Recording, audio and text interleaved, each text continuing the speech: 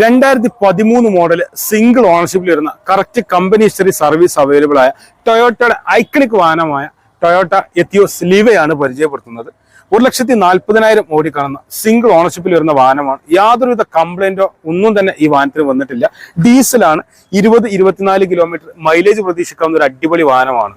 2013 മോഡലാണെങ്കിലും 2018 മോഡലിന്റെ ഒരു മേനിയുള്ള നല്ലൊരു ക്വാളിറ്റി വണ്ടിയാണ്. സിംഗിൾ ഓണർ അത്രയും കണ്ട് നോക്കി ഉപയോഗിച്ചൊരു വാഹനമായതുകൊണ്ട് അതിന്റെ എല്ലാ ഭംഗിയും വാഹനത്തിൽ കാണാം.